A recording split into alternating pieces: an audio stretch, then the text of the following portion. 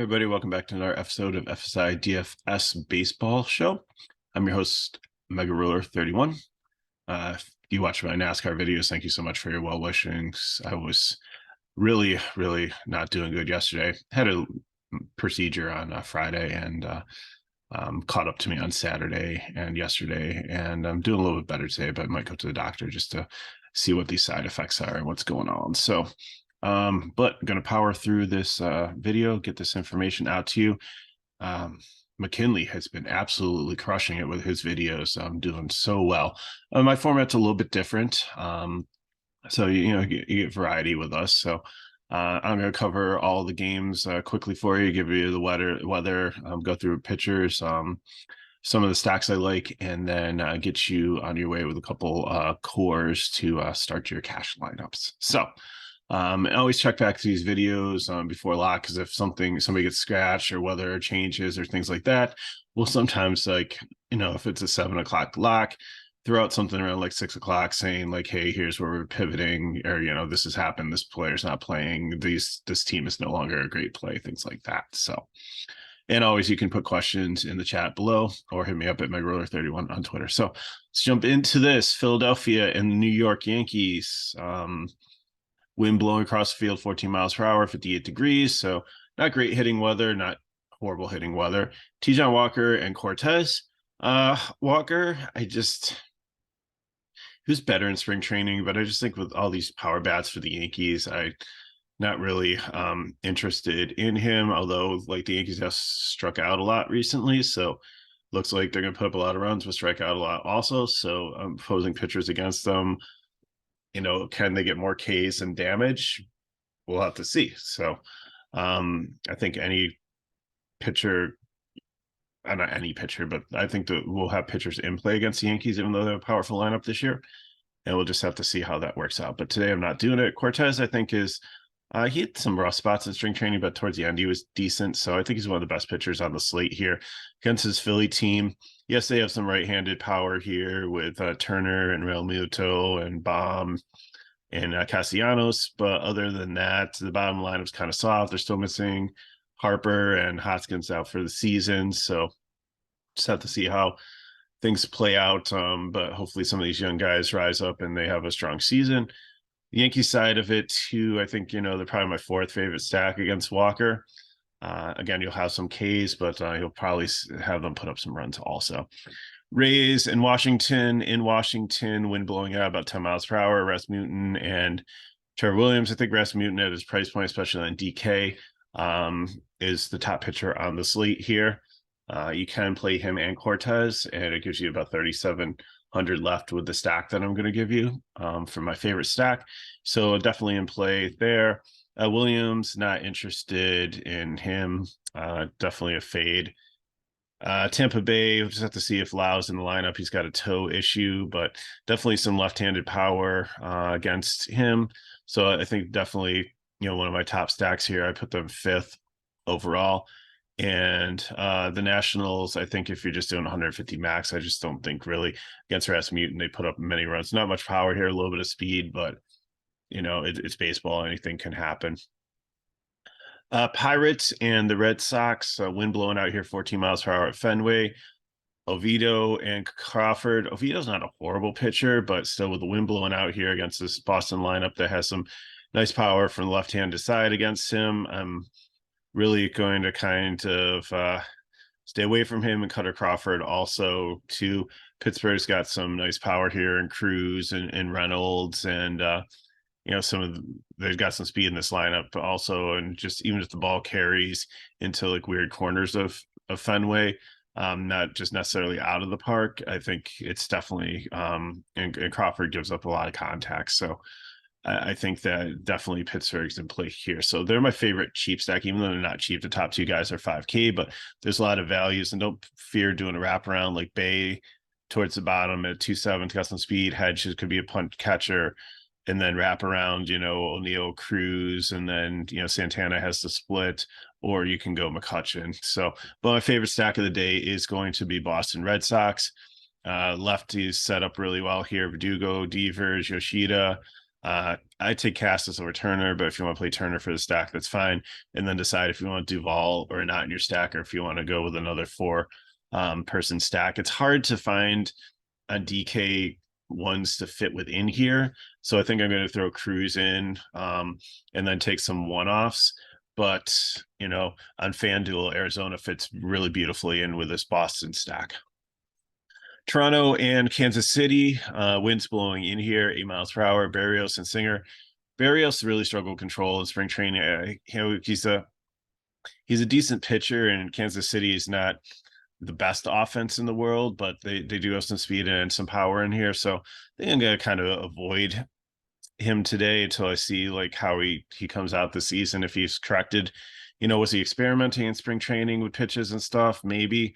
But I'm not going to play him in the regular season until I see a couple starts here. Singer, on the other hand, he's got a nice sinker ball. Could keep some of these power hitters at bay. I mean, Vlad's a good sinker ball hitter, but their implied run total is only 4.47. So I think, if you're playing in GPPs and you want take a shot in like a 20 max on Singer, I think, he could have a good game, because Toronto hasn't exactly come out like, destroying the world, although it was 71 degrees, but again, the wind blowing in. So it should be a decent hitting environment. So I put Toronto as like one of my low end 5th overall GPP stacks against Singer, because I do have faith in him. I think that his pitch style and his how well he did in spring training should be good. Kansas City, I think I like them also as my second favorite cheaper stack here. Everybody's below 5K pretty much. Pascalito at 3.9 at first base here. Melendez, even if you go down in the lineup, Massey at second base at 2.5. So got some cheap guys here you can get in. Braves and Cardinals, wind blowing out here 13 miles per hour, 70 degrees. So it's a decent hitting environment and one of the better ones on the slate. Morton, I didn't really like him on spring training. I don't know how deep he's going to go into the game. Cardinals can show that they can put up some runs. They can throw a lot of lefties out there. So not really super interested in Morton, but I don't hate it if you play him. Woodford, on the other end, is such a low K guy that I can't do it. So Braves would be my third favorite stack on the slate against him, especially like Olsen and Harris, the lefties, but some of the righties aren't bad either. Cuna's pretty expensive at 6, but there's other guys here in like 3 and 4K range that can make the stack work for you. And Cardinals on the other side against Morton, I just stick to the lefties like Donovan, Newt Barr, whoever else is in the lineup, Gorman, and then if you want to put in Goldsmith and Arenado, that's perfectly fine also with that. Orioles and Rangers. Orioles off to a really good start hitting here. But Gray's been a decent pitcher, so I think he'd be my third favorite behind Rasmussen and Cortez. I think he'll probably have low ownership if people seen what the Orioles have done, but I think that he'll have a good game here. But on the GPP side of it, I think Baltimore definitely makes a decent stack if they continue to hit as well as they have. Mullen, Santander is a switch hitter. Henderson's a lefty here. I'd still play Rushman in the stack he's a switch hitter also. So you've got a really nice young lineup here, and hopefully they do well in the American League East this year. It'd be nice to see them back in contention again with all the young pieces that they have here in this team. Rangers on the other side against Bradish. I think you can use Bradish as a cheap pitcher if you want to. There is some power here, but there are some strikeouts. So, if we can get power around Nate Lowe and Seager, I think he'll be fine. Because righty and righty matchup, and Bradish isn't horrible against righties. So I think he's in play here, but definitely not like somebody I'm saying as a super priority. Texas bats, I think, just a leverage play if people are playing Bradish as a cheap pitcher. Tigers in Houston, Boyd and Brown. Brown is going to be a phenomenal pitcher, but they have the kid gloves on him, kind of like all the Detroit guys over the last couple of years, where he'll probably be on a pitch count. Didn't let him go too deep into spring training, but it's Detroit, so can he get the strikeouts and get things done? That's fine. Detroit did have some power in spring training, but a lot of the guys didn't make the lineup that we're hitting. So, maybe they're against like trash pitchers at the back end of like bullpens, just trying to make the team, and obviously probably didn't. So, Detroit always is a cheap leverage stack. to throw in there just because they have that like kind of hidden potential, and they have a lot of lefties, and Brown did give up some home runs during the spring training. But I think Houston against Boyd, like Boyd's solid, but I just don't like him in this matchup here. Houston's got so much power. Even Alvarez, lefty and lefties, I'm fine with. Abreu, Bregman, Pena, for speed, but I think that Houston's like my second favorite stack if you want to pivot off Boston. The Angels and the Mariners, Reed Detmer and Kirby. I think these are both decent pitchers here. Detmer's went pretty deep in spring training. He's pretty stretched out, so favorite medium guy here at E2, although there's a lot of power and righties in this Mariners lineup here with Rodriguez and France and Suarez, and they got Hernandez from Washington and Raleigh. So like the top five are always scary against a lefty. Kirby on the other side, I think, is another young guy. They'll be on a pitch count, kind of like Brown. So the Angels, once you get past Trout and Ohtani, I mean, Rendon's back now. They brought Renfroe over, but the bottom of the lineup isn't great. So, he could be in play, but I don't think he's going to go super deep into the game. As for batting wise, the Angels are just so hard to stack because the top two guys are so expensive and they just really don't stack well. But if you want to play a couple one-offs there, that's always fine. And Seattle, again, would be a great leverage stack against Detmers if people are going to play him knowing that he'd probably go deep into the game because how deep he went in spring training. Arizona and San Diego, Ryan Nelson, who's going to be a star eventually, but still needs a little bit of work, and Ryan Weathers, who is not really good. So Arizona, I think, makes a good sneaky cheap stack here. Kyle Lewis leading off on hopefully righty. They'll throw a lot of righties at Weathers, so I like Arizona. It's a cheap stack to throw in. And to make things work, I said, like on FanDuel, they work really well. The Boston stack. And then San Diego on the other side, I think, is a GPP stack. Haven't got off to a great start, but this lineup's going to start firing eventually. So especially if Matt Carpenter's in the lineup, if he does anything like he did when he was with the Yankees in his Renaissance year, there's some lefties that definitely wouldn't mind stacking here against the young Nelson in the Arizona bullpen. So Cleveland and the A's, Plesac and Caprillion. Plesac, he's a decent pitcher, but there's no K upside. The A's K a little bit more than a normal team, so it kind of helps you raise it there.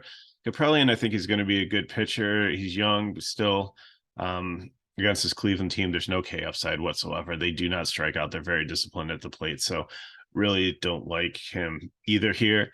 Cleveland, I think you can play in 150 max because, again, I think that there's really not a ton of upside that I love here.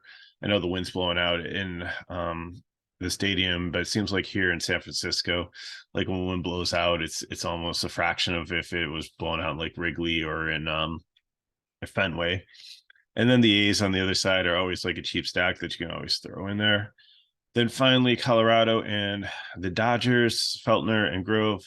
I'm interested in Feltner and Grove. Again, it's probably one that's going to be on a pitch count, another young pitcher. Can he get enough done against this Rockies lineup in the time he's out there? Potentially. Colorado, no interest in unless you're doing 150 max. Even against Grove, their bullpen's decent for the Dodgers. And then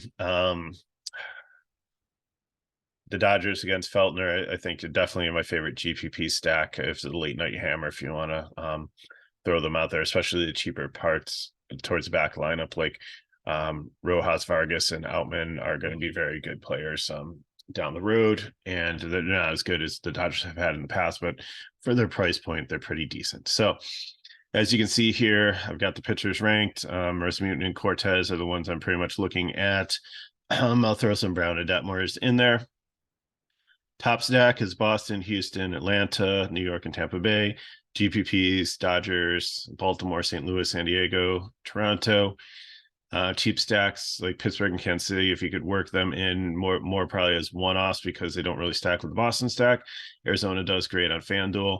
And then leverage, Philly, Seattle, Angels, Texas, and 150 max is just Washington, Cleveland, and Colorado. So my DK core is Rasmussen and Brown. If you want to go Rasmussen and Cortez again with the stack, that's to lose you 3,700 for the different positions that are left open here, which isn't bad. Cassis or Turner at first base, second base, that's going to be one of the fill-ins. Devers, Cruz, or another shortstop, I'm fine with that. Yoshida, Duvall, and from there you'll just have to decide. Actually, I don't want Duvall. I think I want Verdugo here. Let me change that up because he's the lefty. Duvall's a righty, although Duvall's been doing well recently. So if you want to finish the stack with Duvall, that's fine. And then FanDuel, Cortez or Rasmussen, they're only a couple hundred off there as your top pitcher. Turner, Cassis, Marte from Arizona, Devers, Verdugo, and Lewis. It should be leading off for Arizona.